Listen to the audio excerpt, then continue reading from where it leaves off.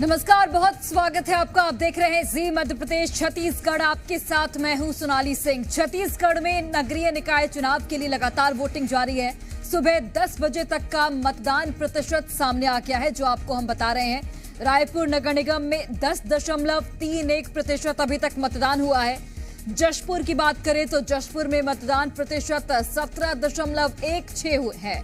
राजनांदगांव जिले में मतदान का अब तक कुल प्रतिशत 15.97 है और इसके साथ ही पखांजूर की बात करते हैं 19.45% यहां पर लोगों ने मतदान किया है। नगर निगम धमतरी में 14.30% वोटिंग हुई है। बीजापुर नगर पालिका के 15 वार्डों में 13.41% मतदान हो चुका है। नगर निगम जगदलपुर में 8.7% अभी तक वोटिंग हुई है। तो कहां पर वोटिंग प्रतिशत क्या है, ये 10 बजे तक का आंकड़ा हम आप तक पहुंचा रहे हैं। 2 घंटे में मतदान प्रतिशत कुछ इस तरीके से सामने आया है। रायपुर नगर निगम में 10.31% अभी तक मतदान हो चुका है।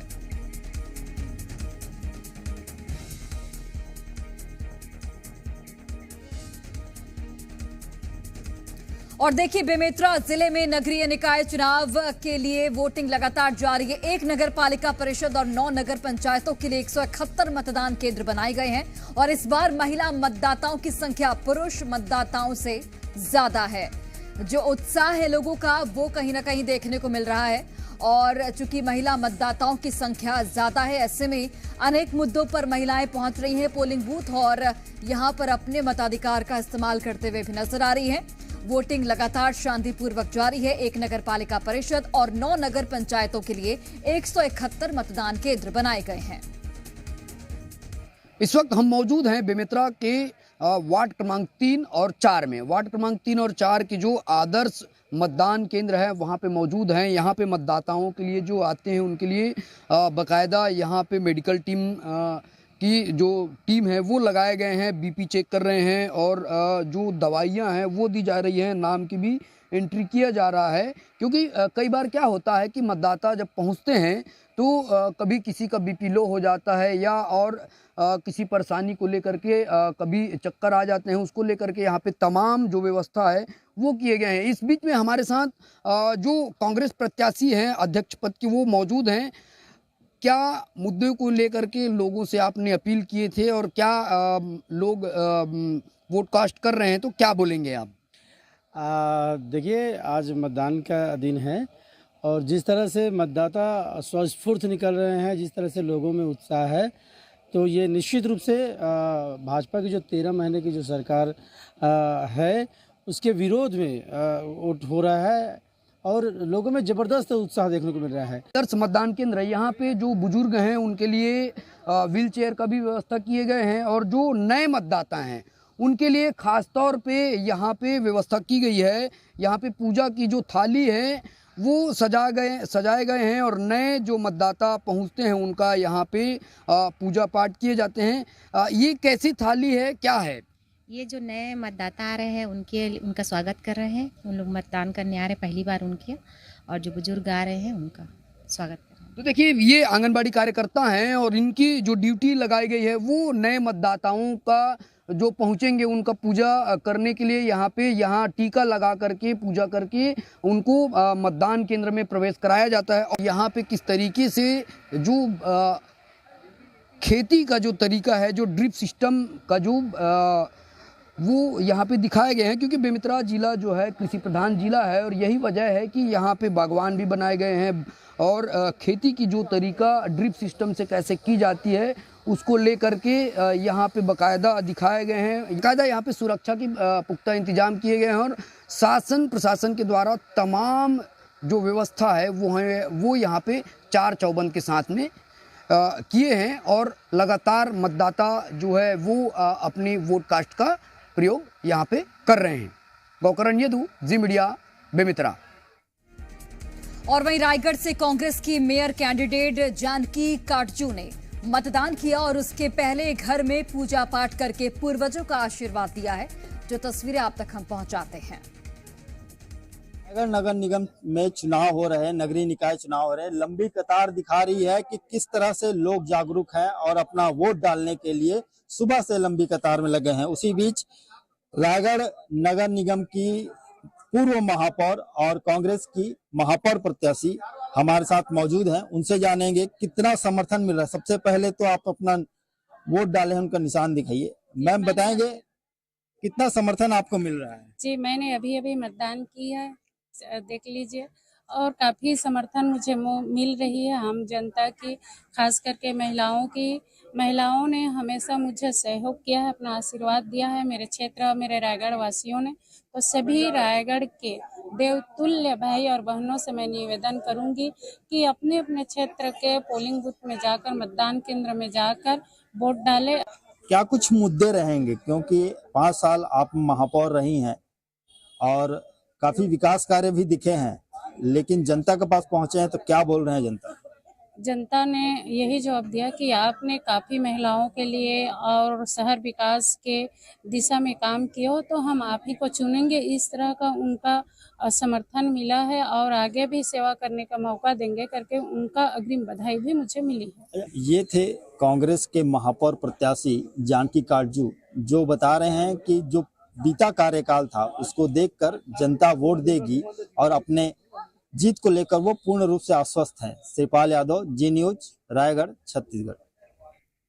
चलिए आगे बढ़ते हैं। बलरामपुर जिले में नगरीय निकाय चुनाव के लिए मतदान हो रहे हैं। नगरपालिका अध्यक्ष पद के लिए बीजेपी और कांग्रेस के बीच सीधा मुकाबला है। नगरीय निकाय का चुनाव आज संपन्न हो रहा है। मैं अभी खड़ा हूं बलरामपुर जिला मुख्यालय के ये नगरपालिका क्षेत्र है। ये मेरे पीछे देखिए मतदान केंद्र, आदर्श मतदान केंद्र है। मतदाता है यहाँ पे, अभी चूंकि सुबह का समय है, मतदाता आ रहे हैं, अपना वोट डाल के यहाँ से जा रहे हैं। उम्मीद यह है कि जो दोपहर समय होता है उस समय मतदाता यहाँ पे जो भी जिनका नाम होगा अपने आज जाके यहाँ पे वोट डालेंगे। नगरपालिका के जो अध्यक्ष के पद के दावेदार भाजपा से, वो भी यहाँ पे मौजूद हैं, लोधीराम एक्का जी। उनसे चर्चा करेंगे कि क्या मुद्दे लेकर जनता के बीच में गए थे, कितनी उम्मीद है, कितना भरोसा है आपको कि जो रिजल्ट आएगा उसमें कैसा देखते हैं? अभी तक के मतदान में काफी संख्या में लोग शुरू से ही निकले हुए हैं सुबह सुबह के समय में, और 25 से 30% तक का मतदान हो चुका है और काफी उत्साहित ढंग से लोग मतदान कर रहे हैं, ये देखने को मिला है सभी बूथों में। जनता के बीच में आप गए प्रचार करने के लिए, क्या मुद्दे लेके गए थे और क्या उम्मीद अभी है? जो नगर पालिका का बुनियादी व्यवस्था थी उसको जनता ने रखा था और उस व्यवस्था को देखते हुए सभी ने मतदान किया है कि आने वाले भविष्य में हमारे नेतृत्व में जो चुनाव हो रहे हैं उसमें अपेक्षा काफी रखे हैं और अच्छी सफलता के साथ में उन्होंने इसको बधाइयों के साथ मेरे को मैदान में भेजा है। ये लोधीराम एक्का जी हैं, ये भाजपा के उम्मीदवार हैं अध्यक्ष पद के लिए, और ये विकास के दावे कर रहे हैं कि अगर जनता इनको चुनती है नगर पालिका अध्यक्ष के लिए तो आने वाले समय में जो नगर पालिका क्षेत्र में विकास है उसको चौमुखी करने का बात कर रहे हैं। और हमारे अलग अलग सहयोगी भी अलग अलग जगह से जुड़े हैं और जिस तरीके से वोटिंग लगातार जारी है, कई जगह पर शांतिपूर्वक मतदान हो रहा है तो कई जगह पर ईवीएम के खराब होने की भी सूचना मिल रही है और कई जगह पर कुछ ऐसी खबरें भी आई हैं जहां पर जो व्यवस्थाएं हैं वो दुरुस्त नजर नहीं आ रही। हमारे सहयोगी अलग अलग जगहों से जुड़े हैं। एक बार राजेश निषाद का सबसे पहले रुख कर लेते हैं जो कि रायपुर से हमारे साथ जुड़े हैं। राजेश, फिलहाल क्या तस्वीरें आप हमें दिखा पाएंगे, क्योंकि मतदान लगातार जारी है और अभी लगभग 4 घंटे बीत चुके हैं, कितनी भीड़ मतदाताओं की नजर आ रही है? देखिए, मतदाताओं में उत्साह है और उत्साह इस बात का है क्योंकि वो अपना स्थानीय नेता और साथ साथ शहर सरकार भी चुनने जा रहे हैं। और देखिए, हम भाटा गांव मतदान केंद्र में मौजूद हैं और ये तस्वीरें बयां कर रही है कि लाइन पे लगे हुए हैं मतदाता। न केवल पुरुष युवा बल्कि महिला मतदाता भी यहाँ पे देखने को मिल रहे हैं। और देखिए, जिस तरह से जो तस्वीरें आ रही है न केवल रायपुर की बल्कि प्रदेश के अलग अलग इलाकों पे खासकर जो ईवीएम मशीन है उस पे खराबी की बातें निकल के आ रही है। देखिए, हम जिस मतदान केंद्र पे मौजूद हैं यहाँ भी करीब 1 दर्जन ईवीएम मशीनें जिसमें दिक्कतें हुई हैं, जिसकी वजह से मतदाता काफी ज्यादा परेशान भी हुए, नाराज भी हुए और कुछ और भी जो व्यवस्थाएं जो होनी थी, खासकर मतदाता परिचय जो पर्ची जो स्लिप जो दिया जा रहा है उस पे लोगों को कहीं ना कहीं भटकना पड़ रहा है। फिलहाल ये मतदाता हैं, पहुंचे हुए हैं, इनसे बातचीत करते हैं, जानते हैं क्या क्या दिक्कतें हो रही थी। आपको कोई दिक्कत हुई है? नहीं, अभी तो मेरे को दिक्कत नहीं हुई है। क्या सोच के आप मतदान करने आए? हमारे वार्ड का विकास होगा ऐसा करके हम सोच के आए हैं। अच्छा, मतलब लायक कैंडिडेट। अच्छा, ये कब से आए हैं आप? मेरे को तो आधा घंटा हुआ। आधा घंटा। हाँ। क्या क्या दिक्कतें आ रही है यहाँ, समस्या क्या आ रही है मतदाता? अभी तो ऐसी कुछ समस्या नहीं आई है। पहले आ रही थी? इससे पहले ईवीएम मशीन में कुछ गड़बड़ी की समस्या थी जो बंद थी, अभी स्टार्ट हुई है तो हम लोग लाइन में लगे हुए हैं। अच्छा, जी। कितने देर बाद ये बनी? अभी तो लगभग 1.5 घंटे बाद हम लोग को अभी मिला है वोटिंग करने के लिए। अच्छा जी। देखिए 1.5 घंटा लगभग समय बीता है, उसके बाद ये लाइन पे लगे हैं। चूंकि इसी तरह अलग अलग जो बूथ हैं उन बूथों पे इसी तरह की तस्वीरें आ रही है और मतदाता खासा नाराज होते हुए भी नजर आए। हालांकि अब चूंकि मशीनों को सुधार लिया गया है और उसके बाद अब मतदाता मतदान के लिए पहुंच रहे हैं, लेकिन उत्साह ज्यादा है। हालांकि 10 बजे अब सुबह के 10 बजे पहले तक काफी परेशानियां मतदाता झेल चुके हैं, तो अब सुचारू रूप से जो वोटिंग है वो कर पाए। लौटते हैं राजेश आपके पास, एक बार जगदलपुर का रुख कर लेते हैं जहां से हमारे सहयोगी अनूप अवस्थी लाइव जुड़ गए हैं। अनूप, फिलहाल क्या तस्वीरें हैं? अभी 12:11, 4 घंटे से ऊपर का वक्त बीत चुका है और आप सुबह से वहां पर मौजूद हैं, लोगों से बातचीत कर रहे हैं। कौन कौन से मुद्दे हावी नजर आते हैं? बिल्कुल, स्थानीय मुद्दों को लेकर लोग काफी ज्यादा जागरूक हैं। पार्षद और महापौर को लेकर भी अलग अलग तरीके के समीकरण हमने बनते हुए यहाँ पर देखे और जितने लोग मिले उन्होंने अपनी अपनी बात जरूर रखी। लोग पीछे नहीं हट रहे हैं अपनी बात को रखने के लिए। अभी मैं महारानी लक्ष्मीबाई ये स्कूल है, यहाँ पर 2 मतदान केंद्र बनाए गए हैं प्रताप देव वार्ड के। कुछ लोग हमारे साथ हैं। भैया क्या नाम है आपका? सामने आ जाइए थोड़ा सा। अनूप जैन जी, जगदलपुर। हाँ, कौन से मुद्दे पे आपने वोट डाला है? हम विकास के मुद्दे पे वोट डाले हैं जी जी। और मैं प्रताप देव वार्ड क्रमांक 11 का प्रत्याशी हूँ। अच्छा, यहाँ पर आज प्रत्याशी भी हैं आप? जी, नहीं प्रत्याशी नहीं हूँ, मतदाता हूँ। अच्छा, मतदाता। हाँ जी। और यहाँ पर मैं महापौर पद के प्रत्याशी के लिए एवं पार्षद पद के प्रत्याशी के लिए मतदान करने आया हूँ जी। और यहाँ सुबह से बिल्कुल, आप देखिए, मैं कुछ तस्वीरें भी दिखाना चाहूंगा कोमल यहाँ पर कि किस तरीके से महिला जो मतदाता हैं उनकी संख्या काफी ज्यादा है। यहाँ पर देखिए किस तरीके से, मैं आप लोगों से निवेदन करूंगा अपना वोटर कार्ड यहाँ पे दिखाइएगा हमारे दर्शकों को। ये देखिए, ये महिला मतदाताएं हैं जो कि लंबी संख्या में यहाँ पर मौजूद है, जो कि अपना वोट देने के लिए पहुंचे। किस मुद्दे पर आप वोट डाल रही हैं? विकास को लेकर। जी जी।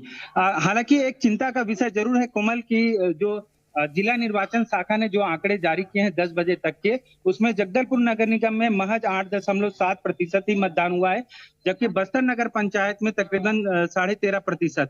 हालांकि ये उम्मीद जरूर जताई जा रही है कि धीरे धीरे जैसे ही समय बीतेगा प्रतिशत जो होगा मत का वो धीरे धीरे बढ़ेगा। हालांकि तकरीबन आधा दर्जन जगहों पर ईवीएम मशीन में दिक्कत की भी समस्या ये जानकारी लगी, जिसे जिला प्रशासन ने सुधार किया है और कई जगहों पे मशीनें बदल भी दी गई। इन जगहों पे भी अब बिल्कुल जाहिर तौर पर कुछ अव्यवस्थाएं यहाँ पर देखने को मिली है अनूप, और जरूरत है कि उन व्यवस्थाओं को दुरुस्त किया जाए। और चूंकि दुरुस्त हो भी रहे हैं, प्रशासनिक स्तर पर तमाम इंतजाम भी वहां पर देखने को मिला है। लौटती हूं मैं आपके पास, शैलेंद्र का रुख कर लेते हैं। शैलेंद्र, तस्वीरें दिखाइएगा।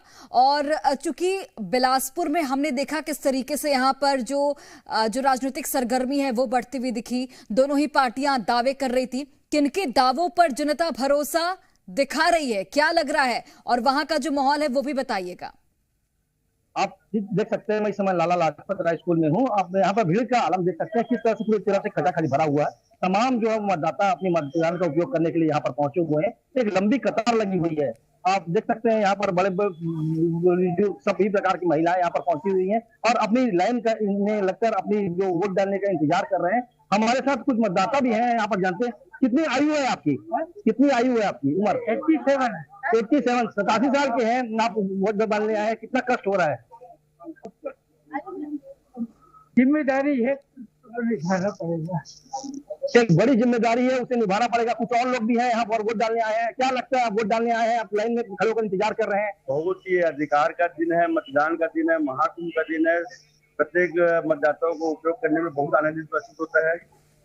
किस मुद्दे को लेकर आप यहाँ चुनाव में अपना मतदान करेंगे? एक ही मुद्दा है, विकास और सुशासन का, और जनता के बीच में ये व्यापक हो रखा है कि दिल्ली से लेकर वार्ड तक का, पंच से पार्लियामेंट और पार्षद से प्रधानमंत्री तक, अगर एक ही कड़ी जुड़ी रहेगी और एक ही पार्टी रहेगी तो विकास की गति बहुत तीव्र गति से आगे बढ़ेगी।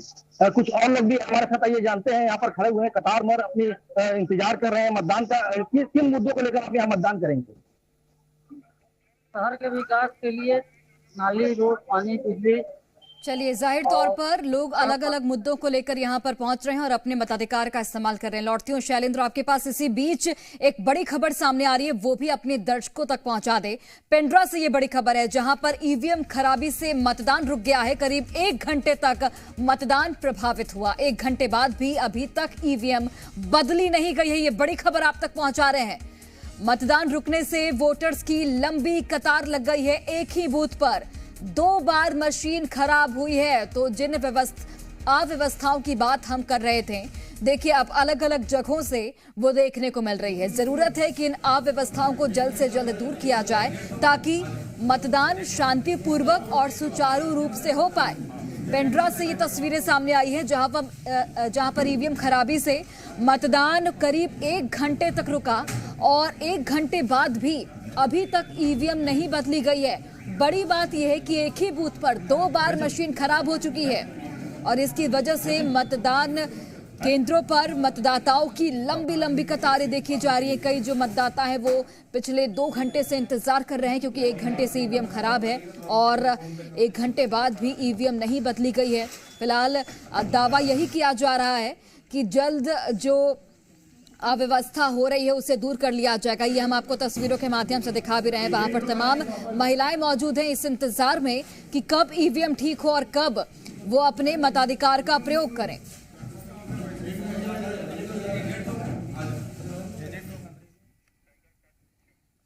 और खबर बेमेतरा से है, जहां पर पीठासीन अधिकारी की लापरवाही सामने आई है। पोलिंग बूथ में फोन चलाते नजर आए हैं अधिकारी। चुनाव के दौरान सेल्फी लेते वीडियो वायरल हो रहा है। आदर्श मतदान केंद्र का ये मामला है। तो पीठासीन अधिकारी की ये लापरवाही आप देखिए। पोलिंग बूथ पर फोन चलाते ये अधिकारी नजर आए हैं और यहां पर सेल्फी लेते इनका वीडियो वायरल हो रहा है। आदर्श मतदान केंद्र ये बताया जा रहा है, वहीं का ये मामला है, जहां पर जो पीठासीन अधिकारी हैं उनका एक वीडियो सामने आया है जिसमें वो सेल्फी लेते नजर आ रहे हैं और वहीं पर जो मतदाता हैं वो अपने मताधिकार का प्रयोग भी कर रहे हैं। तो एक इसे लापरवाही यहां पर कहेंगे और ये रवैया उनका सामने आया है। ये वीडियो फिलहाल वायरल है। आदर्श मतदान केंद्र का ये मामला, एक्सक्लूसिव तस्वीरें आप तक हम पहुंचा रहे हैं बेमेतरा से, जहां पर पीठासीन अधिकारी अब देखिए किस तरीके से पोलिंग बूथ में फोन चलाते नजर आए और किस तरीके से सेल्फी भी ले रहे हैं। ये उल्लंघन किया गया है नियमों का और किस तरीके से ये लापरवाही सामने आई है। तो पोलिंग बूथ में फोन चलाते ये नजर आए हैं पीठासीन अधिकारी, जिनकी तस्वीरें आपके टीवी स्क्रीन पर। आदर्श मतदान केंद्र ये बेमेतरा का बताया जा रहा है। फिलहाल अब ये लापरवाही सामने आई है, देखना होगा क्या कुछ कार्रवाई होती है। हमारे अलग अलग सहयोगी अलग अलग जगहों से जुड़े हैं। सतीश तंबोली का एक बार रुख कर लेते हैं, जो कि कवर्धा से हमारे साथ जुड़े हैं। सतीश, अगर हम कवर्धा की बात करें तो कौन कौन से ऐसे प्रमुख मुद्दे हैं, क्योंकि जहां भी हमारे सहयोगी मौजूद हैं लोग यही कह रहे हैं कि विकास का मुद्दा है, इसके अलावा सड़क का मुद्दा है, रोजगार का मुद्दा है, युवाओं तक रोजगार कैसे पहुंचे ये भी एक महत्वपूर्ण मुद्दा है। वहां पर क्या मुद्दे हैं? जी बिल्कुल, फिलहाल जो मैं कवर्धा का एक परिदृश्य बता दूं कि एक अध्यक्ष और 28 पार्षदों का चुनाव होना है। 40,000 मतदाता हैं जो अपने पार्षदों और एक अध्यक्ष का चुनाव करेंगे और मुद्दे वही हैं जो अमूमन होते हैं, जो साफ सफाई का है, प्रकाश का है, पानी का है, नगर के विकास का है, वार्ड का विकास का है। तो यहाँ पर भी मुद्दे वही हैं जो अन्य जगहों पर हैं और लगातार जिस तरह से बूथों पर जो है भीड़ जब आ रही है, सुबह की बात करें इक्का दुक्का ही मतदाता पहुंच रहे थे, लेकिन जैसे जैसे वक्त गुजरता जा रहा है अब मतदाता लगातार बूथों पर पहुंच रहे हैं और अपनी अपनी बारी का इंतजार करते नजर आ रहे हैं। जहां पर पुरुषों की लंबी कतारें दिख रही हैं, वहीं महिलाओं में भी उत्साह कहीं से कोई कम नजर नहीं आ रहा है। उनकी भी लंबी कतारें हैं। अब मतदाताओं को अपने मताधिकार का प्रयोग करने के लिए लंबी इंतजार करना भी पड़ रहा है। तो एक उत्सुकता जो है एक दिखने को मिल रही है। और अगर प्रतिशत की अगर बात करें 12 बजे तक जो है एक अच्छी खासी बिल्कुल जाहिर तौर पर लोगों की भीड़ यहाँ पर नजर आ रही है और अलग अलग मुद्दों पर लोग पहुंच भी रहे हैं मतदान करने। एक सुखद तस्वीर है और लगातार वोटिंग की जो प्रक्रिया है वो जारी है। कुछ छुटपुट तस्वीरें यहां से सामने आ भी रही हैं, जिससे जो अव्यवस्थाएं हैं उन्हें दुरुस्त भी कर लिया जाएगा। हमारे मेहमान भी चर्चा के लिए जुड़े हैं, हमारे साथ एक पैनल मौजूद है, एक बार उनका इंट्रोडक्शन करा देती हूं। वरिष्ठ पत्रकार गंगेश द्विवेदी जी हमारे साथ जुड़े हैं, इसके अलावा कांग्रेस के प्रवक्ता नितिन भंसाली जी जुड़े हैं, इसके अलावा भारतीय जनता पार्टी का पक्ष रखने के लिए उज्जवल दीपक जी हमारे साथ मौजूद हैं। आप सभी का बहुत बहुत स्वागत है जी मध्य प्रदेश छत्तीसगढ़ पर। सबसे पहले उज्जवल दीपक जी, आपसे इस चर्चा की शुरुआत करना चाहूंगी। जिस तरीके से अगर हम रायपुर नगर निगम की बात करते हैं तो 15 सालों से वहां पर कांग्रेस के ही महापौर हैं। इस बार किस तरीके से स्ट्रैटेजी बनाई गई है आप लोगों की ओर से, क्योंकि आश्वस्त नजर आ रहे हैं तमाम नेता जिनसे भी हमारे सहयोगियों ने बात की, ग्राउंड पर सभी आश्वस्त हैं बीजेपी के कि इस बार रायपुर नगर निगम में बीजेपी का ही महापौर होगा। देखिए, दिल्ली में सूखा खत्म हो चुका है और अब रायपुर की बारी है। जैसे दिल्ली में हमने परचम लहराया है, वैसा ही छत्तीसगढ़ में रायपुर के साथ साथ सारी 10 नगर निगमों में भाजपा के महापौर दिखाई देंगे चुनाव परिणाम के बाद। ये दावा मैं आज आपके स्टूडियो में बैठ के इस टेबल से कर रहा हूं। हम चुनाव परिणाम के दिन फिर बैठ के यहीं पे बात करेंगे। चलिए, दावे कर दिया आपने। नितिन भंसाली जी, दावा कर दिया गया है और आपको भी अच्छे मार्जिन से जीतेंगे जी। नितिन भंसाली जी बताइएगा, आश्वस्त हैं, दावा भी किया गया है जी। मैं तो दावा नहीं, चैलेंज एक्सेप्ट करने वाले लोगों में से हूँ। बिल्कुल बुलवाइएगा, मैं भी जवाब दूंगा। सबसे पहले आपके लोकप्रिय चैनल में मैं जो लोग जी न्यूज़ छत्तीसगढ़, MP छत्तीसगढ़ को देख रहे हैं, उन सारे मतदाताओं को, प्रदेश की जनता से अपील करता हूँ कि लोकतंत्र के महापर्व में हिस्सा लेते हुए अवश्य रूप से मतदान करें और सही प्रतिनिधि का चुनाव करें। साथ ही अभी एक जानकारी मिली है कि धमतरी में एक पोलिंग बूथ में एक मतदाता व्यक्ति की मृत्यु हो गई है हार्ट अटैक से, तो मैं उसको श्रद्धांजलि भी अर्पित करता हूं। अब रहा सवाल चुनाव का, तो चुनाव हम बड़ी मुस्तैदी से लड़ रहे हैं। आज हमारे प्रदेश कांग्रेस कमेटी के कंट्रोल रूम से सारी वार्ड की और सारे नगर पालिका और नगर निगम की एक एक बूथ की वहाँ से नज़र रखी जा रही है। साथ ही सारे वार्ड में एक एक सीनियर कांग्रेस नेता को अपॉइंट किया गया है वहां पर नजर रखने के लिए। नितिन भंसाली जी, आपके पास मैं आती हूँ, फिर आप अपनी बात पूरी कीजिएगा। इसी बीच एक बड़ी खबर सामने आ रही है धमतरी से, जहां पर मतदान के दौरान हंगामा हुआ है। ये बड़ी खबर आपको हम धमतरी से बता रहे हैं। निर्दलीय और बीजेपी प्रत्याशी के बीच धक्का मुक्की हुई है। पुलिस के हस्तक्षेप के बाद मामला जाकर शांत हुआ। रिसाई पारा पूर्व वार्ड का ये पूरा मामला बताया जा रहा है। तो ये तस्वीरें भी सामने आई है मतदान के दौरान। ये हंगामे की तस्वीरें आपके टीवी स्क्रीन पर। निर्दलीय और बीजेपी प्रत्याशी के बीच धक्का मुक्की हुई है। पुलिस के हस्तक्षेप के बाद हालांकि मामला अब जाकर शांत हुआ है, लेकिन अब किस बात को लेकर इन दोनों के बीच बहसबाजी हुई, धक्का मुक्की हुई, वो जांच का विषय है। फिलहाल पुलिस ने वहां पर हस्तक्षेप किया और हंगामे को शांत करा दिया है ताकि शांतिपूर्वक मतदान हो सके। ये एक्सक्लूसिव तस्वीरें आप तक हम पहुंचा रहे। रिसाई पारा पूर्व वार्ड का ये पूरा मामला है, जहां पर जो निर्दलीय प्रत्याशी और बीजेपी के प्रत्याशी के बीच धक्का मुक्की हुई है। ये तस्वीरें आपके टीवी स्क्रीन पर हंगामे की तस्वीरें हैं और धमतरी में मतदान केंद्र के दौरान मतदान केंद्र पर यह हंगामा हुआ है, जहां पर आपको मतदाता भी नजर आ रहे होंगे। उन्हीं के बीच ये हंगामा किया गया। हालांकि पुलिस ने बीच बचाव जरूर किया है और हस्तक्षेप कराकर इस मामले को शांत भी करा दिया गया है। रिसाई पारा पूर्व वार्ड का ये पूरा मामला बताया जा रहा है। नितिन भंसाली जी, आप अपनी बात कंप्लीट कीजिएगा, उसके बाद गंगेश द्विवेदी जी मैं आपके पास आती हूँ। देखिए, इन 13 महीनों के कुशासन के खिलाफ प्रदेश की जनता वोट करेगी। यहाँ पर विधानसभा चुनाव से पहले मोदी की गारंटी कहा था इन्होंने, मोदी की गारंटी के नाम पर चुनाव लड़ा। फिर मोदी की गारंटी नहीं चली तो विष्णु का सुशासन इन्होंने कहा और विष्णु के सुशासन के नाम पर बातें की, वो भी सुपर फेल हुआ। तो अब एक नई चीज लाए हैं, अटल का विश्वास पत्र। और अटल जी के नाम पर तो इन लोगों को बात ही नहीं करनी चाहिए, क्योंकि अटल जी के सिद्धांतों को इन्होंने रद्दी की टोकरी में डाल दिया है, इसलिए अटल जी के नाम को इनको लेना नहीं चाहिए। दूसरी चीज, ये इतने क्यों भयभीत हैं कि भाई सरकार इनकी, सत्ता इनकी, शासन इनका, तंत्र इनके, उसके बाद 2 दिन पहले, वोटिंग के 2 दिन पहले अचानक एक और घोषणा पत्र ये ले आए, अपना संकल्प पत्र। कुछ भूल गए थे शायद, किसी ने कहा होगा कि भाई स्थितियां ठीक नहीं है, आप एक और ये कोई एक नया जुमला पत्र ले आइए आम जनता को दिग्भ्रमित करने के लिए। दूसरा, शराब, शासन प्रशासन का दुरुपयोग, पैसे बांटने का आरोप लगातार लग रहा है और भारतीय जनता पार्टी की जो है वो जमीन खिसकी हुई है। हम 2019 का जो नगरीय निकायों में हमारा परफॉर्मेंस था उसको दोहराने जा रहे हैं और हम काम के नाम पर वोट मांग रहे हैं, इन 13 माह के कुशासन के नाम पर वोट मांग रहे हैं।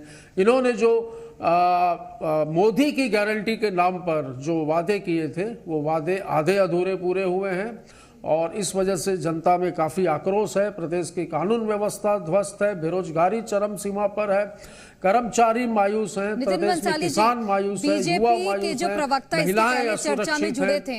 उन्होंने ये कहा था कि कांग्रेस में गुटबाजी है और आप सड़कों पर अगर निकलेंगे, जो पोस्टर लगाए गए हैं एजाज ढेबर नजर नहीं आते, इस पर क्या कहेंगे आप?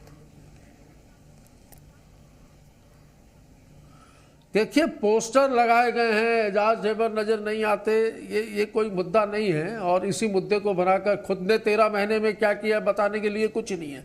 हमारे पोस्टरों पे ध्यान देना, हमारे पोस्टर में कौन है कौन नहीं है वो ध्यान इनको नहीं देना चाहिए और जनता ने जनादेश इनको काम करने के लिए दिया है। 13 महीना यही रोना गाना करके इन्होंने निपटाया है। एजाज ढेबर अपने वार्ड से चुनाव लड़ रहे हैं, महापौर का चुनाव नहीं लड़ रहे हैं, तो अपने वार्ड से जहां से चुनाव लड़ रहे हैं वहां पर उनका पोस्टर लगेगा। महापौर के जो हमारे चुनावों के दौरान जो होल्डिंग और जो वो बन रहे हैं उसमें प्रदेश अध्यक्ष, पूर्व मुख्यमंत्री, पूर्व उप मुख्यमंत्री, प्रभारियों के फोटो लगे। इस पे मुझे ऐसा लगता है ध्यान नहीं देना चाहिए। हमने तो ध्यान नहीं दिया कि डॉक्टर रमन सिंह का और इनके कई वरिष्ठ नेताओं के फोटो गायब है। कई पोस्टरों में किरण सिंह देव जी का फोटो नहीं है, किरण सिंह देव जी का भतीजा वहां से निर्दलीय चुनाव लड़ रहा है। तो बहुत सारी चीजें हैं, इनको अपने गिरेबान में झांकना चाहिए। और मैं फिर से कह रहा हूं कि जनता ने जनादेश काम करने के लिए दिया है, भाई काम करो, इधर उधर ताका झाकी बंद करो। बिल्कुल जाहिर तौर पर, और यहाँ पर दोनों ही तरफ से वादे किए जा रहे हैं और दावे भी किए जा रहे हैं। अब किनके दावों में, किनके वादों में दम है वो 15 तारीख को पता चलेगा। फिलहाल एक एनालिसिस करा लेते हैं। हमारे साथ वरिष्ठ पत्रकार गंगेश द्विवेदी जी भी जुड़े हैं। गंगेश द्विवेदी जी, मैं आपसे ये जानना चाहूंगी, अभी हमारे सहयोगी ग्राउंड पर रिपोर्टिंग कर रहे थे, एक मतदाता से जब सवाल पूछा गया कि किन मुद्दों को लेकर वो पहुंचे हैं मतदान करने, उन्होंने ये कहा कि उनके दिमाग में ये है कि दिल्ली से लेकर पार्लियामेंट से लेकर अगर शहर की सरकार भी एक कड़ी से जुड़ी हो, यानी कि बीजेपी की सरकार हो, तो जो विकास होता है वो सही राह पर होता है और कहीं ना कहीं मदद भी केंद्र से मिलती है। तो आपको क्या लगता है कि मतदाता इस चीज को भी दिमाग में लेकर जा रहा है वोटिंग करने? निश्चित तौर पर स्वाभाविक रूप से इस बात का सबके दिमाग में बात है कि, और भाजपा इसको लगातार ट्रिपल इंजन की सरकार के रूप में प्रचारित भी कर रही है, तो इसका कहीं ना कहीं इम्पैक्ट पड़ेगा ही स्वाभाविक तौर पे। लेकिन यह है कि मैं जो कहना चाह रहा हूँ, मैं शुरू से इस बात को कह रहा हूँ कि दोनों ही पार्टी इस बार जो मैदान में उतरी हैं वो शहरी चुनाव की तरह से नहीं दिख रहा है, शहरी क्षेत्र का चुनाव नहीं लग रहा है। राजधानी रायपुर स्मार्ट सिटी है, 10 साल से इस प्रोजेक्ट चल रहा है, लेकिन आज भी यहाँ पानी की समस्या है। कुछ वार्डों में टैंकर दौड़ रहे हैं, 24 घंटे पानी का वायदा मुझे लगता है डॉक्टर किरणमयी नायक के समय रिफॉर्म की जब बात हुई थी जेएनयू प्रोजेक्ट तब का है। आज तक शहर राजधानी रायपुर पे 24 घंटे पानी उपलब्ध नहीं हो रहा है। सफाई व्यवस्था का वही हाल है और यही सारी चीजें वापस एजेंडा में लेके आए हैं। तो मुझे नहीं लगता इस एजेंडे से रायपुर राजधानी की या शहर की जो स्मार्ट जनता है, झुग्गी बस्तियों के क्षेत्र में आपको मिल सकता है अच्छा वोट, लेकिन जो कॉलोनी की जनता है वो इसीलिए वोट डालने नहीं निकलती। इस बात को लगातार मैं बोल रहा हूँ, निर्वाचन आयोग से भी मैंने पिछले आपके डिबेट से ही बोला कि निर्वाचन आयोग को इस बात को लेकर जागरूकता फैलाना चाहिए क्योंकि चुनाव कराने की जिम्मेदारी आपकी है। लेकिन निर्वाचन आयोग की स्थिति भी देखिए, जो अभी इतनी जगहों पर जो अव्यवस्थाएं दिख रही हैं तो कहीं ना कहीं ढीला पड़ रहा है। और मुझे लगता है दोनों ही पार्टियों में जिस तरह से गुटबाजी सामने आई है, जिस तरह से टिकट वितरण को लेकर असंतोष आया है, मुझे लगता है नेताओं का ज्यादा वक्त इन सब चीजों को मसलों को उलझाने में रह गया और मुद्दे जो कहीं पिछड़ के रह गए। रायपुर राजधानी का जो अभी तक का 10 बजे का आप देखिए 10% वोटिंग ले दे के हुआ है, उसका परिणाम, उसका मेन कारण यही है कि आप स्मार्ट मतदाता के लिए आपके पास एजेंडे नहीं है। तो इस तरह से अगर आप चुनाव में उतरेंगे, चाहे वो कांग्रेस हो चाहे भाजपा हो, तो अच्छे वोटर्स आपके, जिनको आप क्वालिटी वोटर्स समझते हैं, जो कॉलोनियों में रहते हैं, डॉक्टर्स हैं, इंजीनियर्स हैं, प्रोफेशनल्स हैं, इंडस्ट्रियलिस्ट हैं, ये लोग आपको वोट डालने नहीं निकलेंगे राजधानी रायपुर में या किसी भी शहर में जहां पर इस ये वोटर नहीं निकलते हैं। लगातार ये कई सालों से राजधानी जब से रायपुर नहीं, जब से छत्तीसगढ़ बना तब से लगातार वोटिंग का जो ट्रेंड देखने में आ रहा है, अच्छे लोग निकल के वोट डालते ही नहीं है। तो ये कब तक नहीं डालेंगे जब तक उनके मुद्दे नहीं रहेंगे आपके एजेंडे में, और मुद्दे दोनों ही पार्टियों से नदारत मिले मुझे। तो ये वजह है कि ज्यादा अच्छा वोटिंग परसेंटेज भी नहीं दिख रहा है। बिल्कुल, वोटिंग परसेंटेज रायपुर की अगर हम बात करें तो 10.कुछ% है। और हम लगातार अपील कर रहे हैं लोगों से कि अगर आप बदलाव चाहते हैं या फिर आप किसी भी पार्टी को वोट देना चाहते हैं, आप अपने घरों से एटलीस्ट निकलिए और अपने मताधिकार का प्रयोग कीजिए। लोकतंत्र के इस महापर्व में अपनी हिस्सेदारी निभाइए। उज्जवल दीपक जी, आपका रुख करते हुए, कानून व्यवस्था एक बड़ा मुद्दा है। अगर हम छत्तीसगढ़ की बात कर लें, खासकर अगर राजधानी रायपुर की ही बात कर लें, तो कई ऐसे चाकूबाजी के मामले सामने आते हैं, महिलाओं से अभद्रता की बातें सामने आती है, दुष्कर्म के मामले सामने आते हैं। तो एक ये बड़ा मुद्दा है जिससे लोग परेशान है, आम जनता परेशान है। इस चीज को किस तरीके से यहां पर आप जो सुधारने की कोशिश करेंगे, और जो आपके एजेंडे में है, जो आपके मैनिफेस्टो में है, उसमें महिलाओं को, आप लोगों ने महिला सुरक्षा को लेकर कई बड़े बड़े वादे किए हैं, पिंक टॉयलेट की भी बातें की है, सैनिटरी पैड्स की भी बातें की हैं, तो महिलाओं को प्राथमिकता दी जाएगी क्या? देखिए, देश का गरीब, युवा, महिला और किसान चारों वर्ग भाजपा के साथ है। जहां तक बात है कानून व्यवस्था की, तो 15 साल की भाजपा सरकार के बाद जब भूपेश बघेल का कुशासन चालू हुआ, तो जो दबे हुए, भागे हुए गुंडे बदमाश थे, सारे वापस राजधानी में आ गए, छत्तीसगढ़ में आ गए। बाहर से लोगों को लाके बसाया गया, बाहर देशों के रोहिंग्या मुसलमानों को, बांग्लादेशी मुसलमानों को लाके बसाया गया। और वो गुंडा तो कहीं ना कहीं सक्रिय हुए पिछले 5 सालों में। धीरे धीरे उनको खात्मा किया जा रहा है, उनको भगाया जा रहा है, जांच पहचान की जा रही है। मैं बात करना चाहूँगा चैलेंज की। जो मैंने चैलेंज किया उसको माननीय नितिन बंसाली जी मेरे भाई हैं, उन्होंने एक्सेप्ट किया। मैं आपको जानकारी के लिए बताना चाहता हूँ सोनाली जी कि पिछले 2 चैलेंज सोशल मीडिया पे वो हार चुके हैं, जिसकी पार्टी उन्होंने मुझे आज तक नहीं दी है। अरे आज ही दे देते हैं, चलो यार। और मैं बताना चाहूंगा कि पार्टी तो आपकी पूरी पार्टी को पार्टी दे देते हैं भाई। इस बात का सम्मान करता हूँ कि उन्होंने चैलेंज एक्सेप्ट किया, कि जब भी उन्होंने चैलेंज एक्सेप्ट किया वो हारे हैं। इस बार 10 की 10 सीटें भारतीय जनता पार्टी जीतने जा रही है। दूसरी बात, आपने महिलाओं की बात की, आप दोनों पार्टियों का घोषणा पत्र उठा के देखिए। महिला सशक्तिकरण की बात हमने की है। नगरीय निकाय क्षेत्रों में अगर महिला के नाम पे संपत्ति है तो 25% उसको प्रॉपर्टी टैक्स में छूट का हमने वादा किया है, हमने पट्टे का वादा किया है, और भी बहुत सारी हमने बातें की है घोषणा पत्र में। मैं तो माननीय नितिन बंसाली से प्रश्न पूछना चाहूंगा कि अपने 5 स्टार वादे मुझे बता दें जो उन्होंने घोषणा पत्र में किए, जो नगरीय निकाय में जैसे चुनाव लड़ रहे हैं। ढेबर जी की बात की उन्होंने, आप देखेंगे कि ढेबर जी को उन्होंने सरे से इग्नोर कर दिया है। पूरे मुस्लिम समुदाय की इन्होंने बेइज्जती की, इंसल्ट किया है। अपने महापौर जो उनके 5 साल जो उनका स्वर्णिम कार्यकाल था, जिसमें शराब घोटाला हुआ, भू माफियाओं का राज हुआ, गुंडा तत्व सक्रिय हुआ, ढेबर के जो भतीजे हैं वो गोली चलाते थे नया रायपुर में। आप कानून व्यवस्था की बात कर रही हैं। उनके एक भाई मर्डर के केस में जमानत में है, एक भाई शराब घोटाले में जेल के अंदर है। तो एक रणनीति के तहत ढेबर जी को बाहर किया गया है। एक और बात आपको बताना चाहूंगा मैं, रिसेंट घटना है। माननीय विधानसभा अध्यक्ष डॉक्टर रमन सिंह जी ने कुंभ मेला चलने के लिए सारे विधायकों को आमंत्रित किया। कांग्रेस पार्टी ने उस निमंत्रण को खारिज कर दिया है, खारिज नहीं मना किया कर दिया है। सोनाली पहले रामलला प्रतिष्ठान, दीपक जी को अपनी बात कंप्लीट कर लेने दीजिए। मैं आपको पूरा मौका देती हूँ, पूरा मौका दूंगी सर मैं आपको। हम भी जाएंगे, हम आपके निमंत्रण में क्यों जाएंगे? हम खुद जाएंगे, स्वयं जाएंगे। आस्था है, हमारी श्रद्धा है, इसमें राजनीति नहीं होनी चाहिए। ये पत्र लिखकर आमंत्रित करके राजनीति करने की कोशिश। उज्जवल दीपक जी वो कह रहे हैं कि वो स्वतंत्र रूप से जाएंगे। आस्था हमारी भी है। नहीं सोनाली जी, पहले मुझे बोलने दीजिए, इनके पास समय आएगा तो बोल सकते हैं। ठीक है, माननीय विधानसभा अध्यक्ष डॉक्टर रमन सिंह ने सारे विधायकों को आमंत्रित किया, सारे 90 लोगों को। कांग्रेस पार्टी ने सिरे से नकार दिया। क्यों नकारा?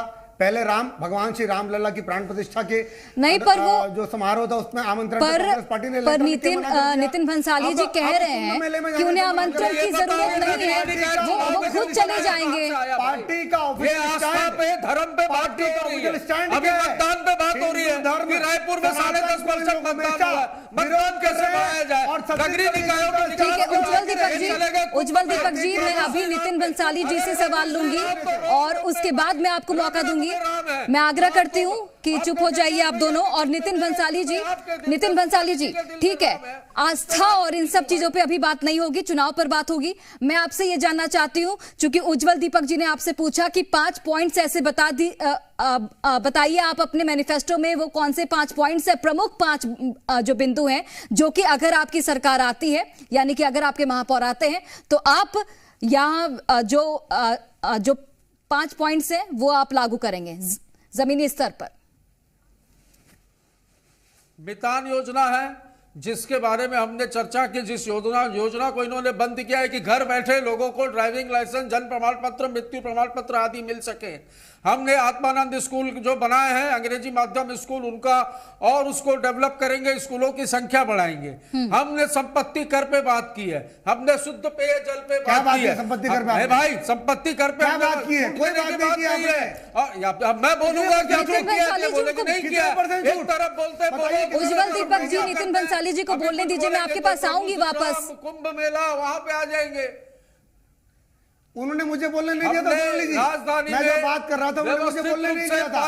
नहीं, आपको मैंने पर्याप्त समय दिया था, आपने अच्छा खासा बोला है। और अब बारी है नितिन बंसाली जी की, उनको बोलने दीजिए। शिक्षकों को वेतन क्यों नहीं दे रहे? संपत्ति कर कितना परसेंट छूट दे रहे हैं? अभी आत्मानंद स्कूल में शिक्षकों को कितना परसेंट छूट दे रहे हैं? 13 माह से वेतन नहीं मिला है, क्यों नहीं मिला है? बोल रहे 25%। आप बताइए कितना परसेंट? चौक डस्टर खरीदने के लिए बजट नहीं है आत्मानंद स्कूलों के। वो नगर निगम के अंतर्गत नहीं आते हैं। आप झूठा वादा कर रहे हैं, घोषणा पत्र दिखाइए जहां पे आप की बात कर रहे हैं आप। ठीक है, मैं आप दोनों से ही सवाल नहीं लूंगी। गंगेश द्विवेदी से मैं सवाल लेना चाहती हूँ। गंगेश द्विवेदी जी, आप सुन रहे हैं दोनों ही पार्टियों को किस तरीके से आरोप प्रत्यारोप का दौर जारी है और एक दूसरे के मैनिफेस्टो को लेकर, एक दूसरे के जो किए गए वादे हैं उसको लेकर ये हमलावर है। क्या कहते हैं, क्या एनालिसिस कहता है आपका?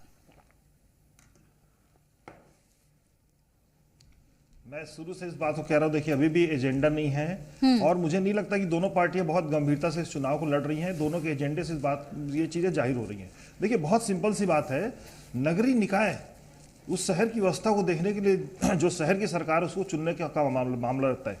बेसिक जो सर्विसेज हैं, सड़क, बिजली, पानी, सफाई व्यवस्था, गार्डन की व्यवस्था, ये सारी चीजें और कुछ सौंदर्यीकरण, कुछ और इसके अलावा अगर जब आप स्मार्ट सिटी की बात करते हैं तो इन सब चीज़ों को स्मार्ट तरीके से करना।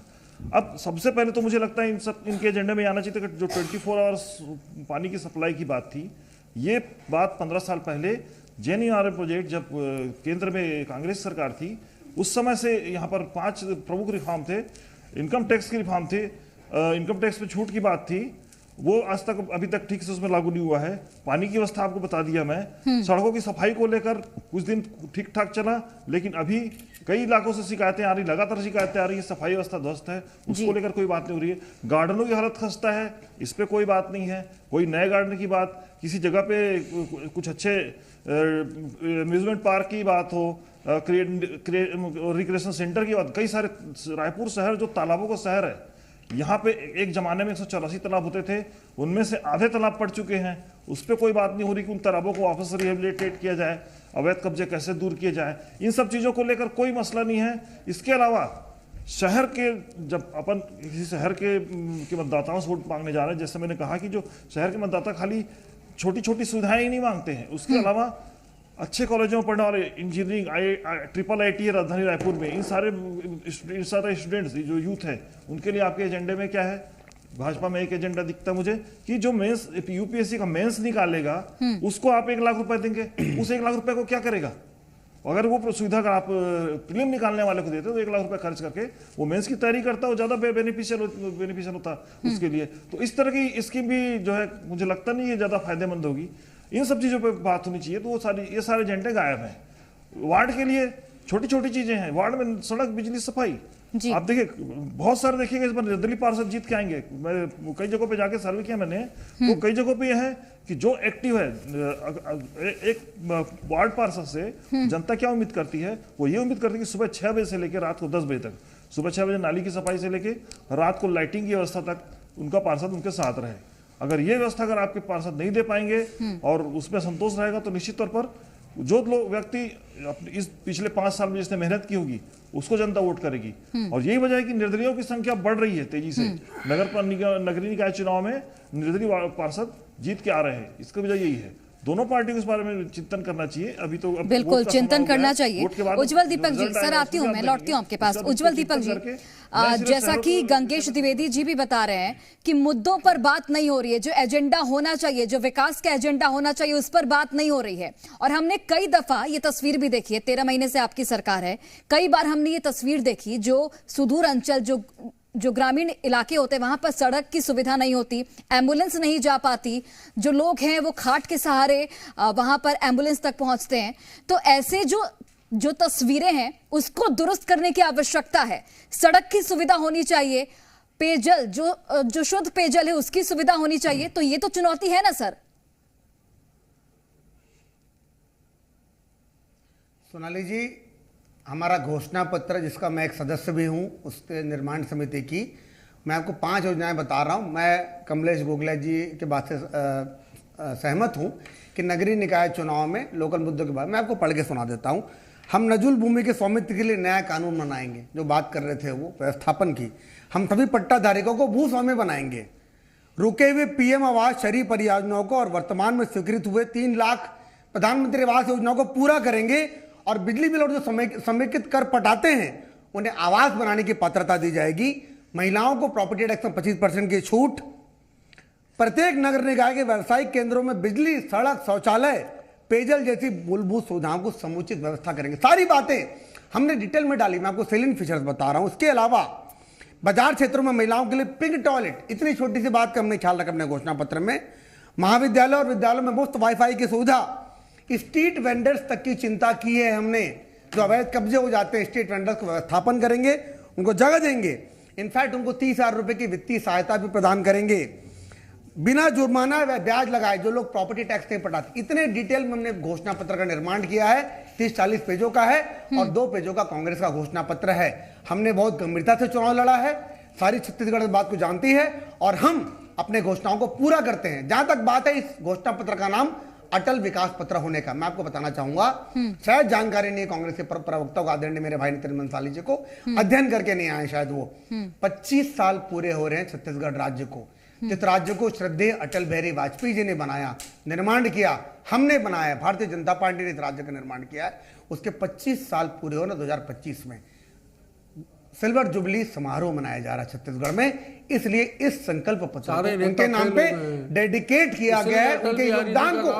देखिए नितिन जी फिर से बात कर रहा है, मुझे टोकिएगा मत, होना लीजिए, मुझे बोलने दीजिए। आपने एक बात कही, मैं उसका बता रहा हूं आपको आंसर, कि माननीय श्रद्धेय अटल जी को डेडिकेटेड है ये विकास पत्र, क्योंकि राज्य का निर्माण उन्होंने किया है और इसके लिए उनके योगदान को धन्यवाद देते हुए, श्रद्धान्वित होते हुए इस विकास पत्र का नाम अटल विकास पत्र है। और इस पे दी हुई जो घोषणाएं उस पर हम वैसे ही अटल रहेंगे जैसे महतारी वंदन के लिए थे, जैसे किसान को 3100 रुपए देने के लिए अटल थे।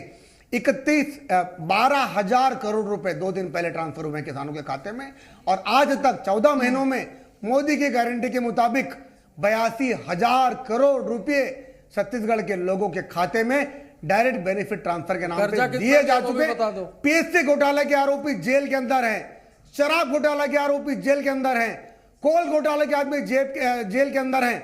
और वादों की बात करती है कांग्रेस पार्टी, शराबबंदी का वादा करके गंगा जल हाथ में लेके जो पार्टी सरकार में आई थी, नकली शराब बेचा उस पार्टी ने, नकली होलोग्राम लगा के।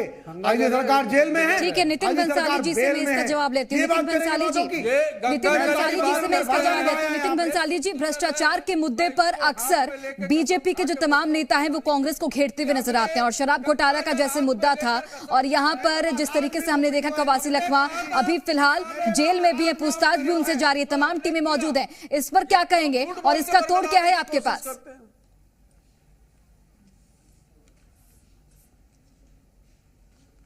शराबबंदी क्यों नहीं की गई थी?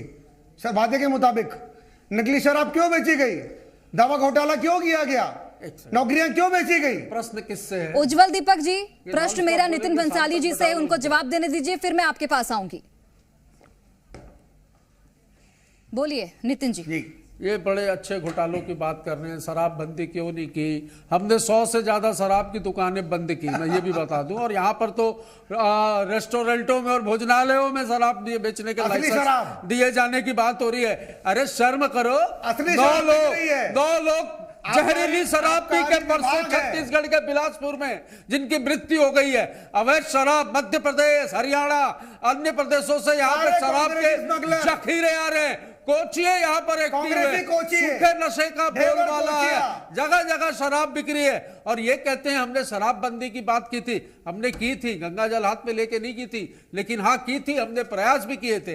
पर इन्होंने, इनके प्रवक्ताओं ने आप ही के चैनल में मेरे साथ बैठकर कई बार ये बात कही है कि हमारी सरकार बनेगी तो हम शराबबंदी करेंगे। मैंने उनसे कबूल करवाया, बोले हाँ करेंगे। तो आप लोग अभी जो शराब बेच रहे हो, ये क्या गंगा जल बेच रहे हो? शराब नहीं बेच रहे हो तो ये देखिएगा कीर्तिमान बनाएंगे, कीर्तिमान बनाएंगे इस प्रदेश का। इसके पहले भी जब डॉक्टर रमन सिंह जी की सरकार थी, जब शराब बिक्री के नाम पर छत्तीसगढ़ पूरे देश में तीसरे नंबर पर आता था, ये उसको पहले नंबर पर लाने के लिए प्रयासरत हैं। असली शराब यहाँ पर असली शराब इनके मुख्यमंत्री सार्वजनिक मंच से कहते हैं छत्तीसगढ़ में शराब प्रेमियों को चिंता करने की जरूरत नहीं है, उनका मनपसंद ब्रांड यहाँ पे छत्तीसगढ़ में हर दुकान में मिलेगा। आप इसके अलावा शराब प्रेमियों के अलावा दूसरों की भी चिंता करो। ये शराब प्रेमियों की इतनी चिंता क्यों हो रही है भाई? चाहे इनके डिप्यूटी सीएम हो, चाहे सीएम हो, शर्म आती है। देवर परिवार, लखमा, कवासी लखमा जो जेल के अंदर है, की जरूरत नहीं है। शान से बोल ये पूरे प्रदेश में शराब की नदियां बहा देंगे। ये विकास की बात करो भाई, ये 13 महीने निकल गए अपने भाई ये बोल बोल के 13 महीने निकल गए। नितिन बंसाली जी, विकास की बात करते हैं, विकास की बात करते हैं। रायपुर नगर निगम में 15 सालों से कांग्रेस के महापौर हैं। एक बार मुझे आप 3 पॉइंट गिनवा दीजिए विकास के नाम पर क्या कुछ हुआ है, उसके बाद गंगेश द्विवेदी जी के पास मैं जाना चाहूंगी। बिल्कुल, यदि हमने विकास नहीं किया होता सोनाली, तो ये केंद्र सरकार, इनकी मोदी सरकार, भाजपा की सरकार केंद्र की, चलिए प्रधानमंत्री तो हमारे भी हैं, 32 से ज्यादा पुरस्कार दिए हैं छत्तीसगढ़ को, रायपुर राजधानी को। रायपुर राजधानी नगर पालिका निगम को आप उठाकर देख लीजिए डाटा कि 32 से अधिक पुरस्कार दिए गए हैं। सर्वेक्षण के आधार पे, सफाई के आधार पे, हम कहे सौंदर्यकरण के आधार पे, हर दिशा में छत्तीसगढ़ की मितान योजना की सराहना हुई, गौठानों की सराहना हुई। यहाँ पर आवारा पशु जो घूमते थे उनके लिए यहाँ पर जो व्यवस्था की गई, ये सारे मुद्दों पर, इन सारे विकास पर केंद्र की मोदी सरकार ने 32 से अधिक पुरस्कार दिए हैं। यूं तो नहीं दिए होंगे। और आज आप इतना चिल्ला रहे हो भाई, आज तो मतदान हो रहा है, रिजल्ट तो नहीं आया है, रिजल्ट तो नहीं आया है ना, रिजल्ट भी आ जाएगा 15 तारीख को, फिर बैठेंगे। चलिए बिल्कुल, रिजल्ट वाले दिन भी आप दोनों को बुलाऊंगी मैं, और इसी तरीके से चर्चा करेंगे, और उस दिन जनता क्या फैसला सुनाती है वो भी देखेंगे। गंगेश द्विवेदी जी, आपके पास आना चाहूंगी। जिस तरीके से आप सुन रहे हैं भ्रष्टाचार के मुद्दे को लेकर, क्या आपको लगता है कि जनता इन भी मुद्दों को लेकर पहुंच रही है? क्योंकि जो मूलभूत सुविधाएं हैं उनका मुद्दा है, जो मुद्दे आपने भी बताए वो सब भी एक प्रमुख मुद्दा है, लेकिन जो राष्ट्रीय मुद्दे हैं, जो भ्रष्टाचार का मुद्दा है, या फिर जो अभी शराब घोटाले के जो केस चल रहे हैं, कवासी लखमा जेल के अंदर है, क्या इन मुद्दों का भी असर जमीन पर देखने को मिलेगा? ये भी बताइएगा। इसके साथ ही एक और सवाल होगा मेरा कि रायपुर नगर निगम में जिस तरीके से दीप्ति दुबे कांग्रेस की प्रत्याशी हैं, प्रमोद दुबे के नाम का क्या थोड़ा इम्पैक्ट पॉजिटिवली देखने को मिलेगा?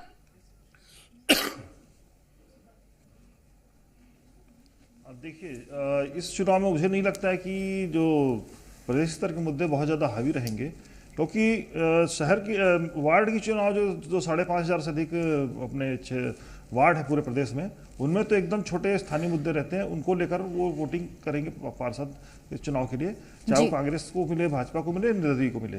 तो उसमें बहुत ज़्यादा मुझे नहीं लगता कि शराब और ये सब मुद्दा रहेगा। दूसरा, शराब को मैं शुरू से बोल रहा हूँ, शराब कोई छत्तीसगढ़ में मुद्दा बनाना ही नहीं चाहिए। पिछली सरकार ने घोषणा की थी, शराबबंदी नहीं कर पाई। उसका सबसे बड़ा कारण है कि छत्तीसगढ़ की बड़ी आबादी आदिवासी है जो स्वयं शराब बनाती है। आप शराबबंदी छत्तीसगढ़ में कर ही नहीं सकते। सबसे बड़ी बात तो ये है, क्योंकि उनके लिए आपको व्यवस्था करनी पड़ेगी। उनको आपने छूट दे के रखी है, उनकी संस्कृति का हिस्सा है। उसके बाद इसको लेकर कई सारे घोटाले घपले हो चुके हैं। तो मुझे लगता है अब इस मुद्दे को दोनों पार्टी को छोड़ देना चाहिए, इस पर चर्चा भी नहीं होना चाहिए। और स्थिति ये है रायपुर शहर में, जैसे बोल रहे थे नितिन भाई की जो बाहर मतलब नकली शराब वाली बात है, वास्तव में ये ट्रेंड बना है। कई हमारे मित्र बाहर से मंगा के, जो शौकीन है वो बाहर से मंगा के पीते हैं, यहाँ की शराब नहीं पीते। वो बॉम्बे से मंगा रहे हैं, उधर से महाराष्ट्र से मंगा रहे हैं, कई अन्य जगहों से मंगा के शराब पी रहे हैं। तो ये सब चीजें अभी भी चल रही हैं, ऐसा नहीं कि अभी बंद हो गई है। तो इस मुद्दे पे मुझे लगता है कि बहुत ज्यादा बहस नहीं होनी चाहिए। जाहिर तौर पर मुद्दे तमाम हैं गंगेश द्विवेदी जी, और चूंकि आज जनता के वोटिंग का दिन है और हम लगातार अपील कर रहे हैं कि अपने घरों से बाहर निकलिए और अपने मताधिकार का इस्तेमाल कीजिए। और किनके दावों में आपको दम नजर आता है, किनके वादों पर आप भरोसा करते हैं, वो भी स्पष्ट रूप से 15 तारीख को पता चल जाएगा। आप सभी मेहमानों का बहुत बहुत धन्यवाद हमसे बातचीत करने के लिए और इस चर्चा में जुड़ने के लिए। फिलहाल एक छोटे से ब्रेक के लिए रुकते हैं, लेकिन हमारी महा कवरेज लगातार जारी है।